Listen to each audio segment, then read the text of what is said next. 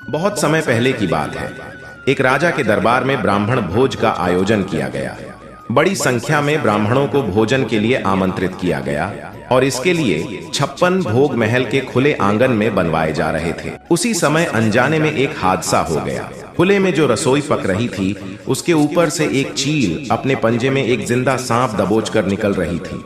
सांप ने चील के पंजों से छूटने के लिए छटपटाते हुए फुफकार मारी और साथ ही जहर भी उगल दिया। सांप के मुंह से निकली जहर की कुछ बूंदें पाकशाला में पक रही रसोई के भोजन में गिर गई। भोजन में जहर गिरने और उसके जहरीले होने का किसी को कुछ भी पता नहीं चला था। सारे ब्राह्मण महल के भोजन कक्ष में भोजन के लिए आ गए और महाप्रसाद ब्राह्मणों को परोसा गया। जहरीला भोजन खाने से सभी ब्राह्मणों की मृत्यु हो गई। ये खबर जब राजा ने सुनी तो ब्रह्म हत्या के पाप से वह बहुत दुखी हुआ। ऐसे में सबसे ज्यादा मुश्किल तो यमराज के लिए खड़ी हो गई कि आखिर इस पाप का भागीदार कौन है और ब्रह्म हत्या के पाप के लिए किसको दंडित किया जाना चाहिए।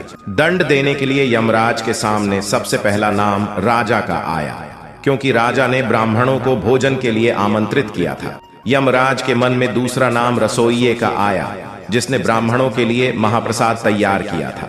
यमराज को तीसरा ख्याल उस चील का आया जो सांप को पकड़कर ले जा रही थी। और सबसे अंत में यमराज ने सांप के कर्मों का पाप पर विचार किया। लंबे समय तक यमराज कोई फैसला नहीं कर पाए कि आखिर ब्रह्म हत्या का दंड किसको दिया जाए।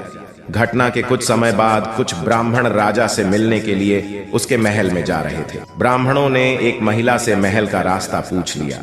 तब महिला ने ब्राह्मणों को महल का रास्ता बताते हुए कहा कि देखो भाई, संभल कर जाना, वह राजा तो ब्राह्मणों को खाने में जहर देकर मार देता है। जैसे ही महिला ने यह बात कही, यमराज ने फैसला कर लिया कि मृत ब्राह्मणों के पाप का फल इस महिला को मिलना चाहिए और यही दंड भी भोगेगी।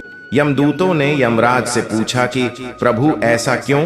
तब यमराज ने कहा, जब कोई व्यक्ति पाप करता है तो उसको पाप कर्म करने में बड़ा आनंद आता है। ब्राह्मणों की मौत से न तो राजा को, न रसोइये को, न चील को और न ही सांप को आनंद आया। ये सभी इस अपराध से अनजान भी थे। महापाप की इस दुर्घटना का इस महिला ने जोर शोर से बखान कर जरूर मजे लिए हैं। इसलिए ब्रह्महत्या का यह पाप इसके खाते में जाएगा और यही दंड की भागीदार बनेगी। सीख, अक्सर हम यही सोचते हैं कि हमने कभी कोई बड़ा पाप ही नहीं किया है, उसके बावजूद हमको किस बात का दंड मिल रहा है।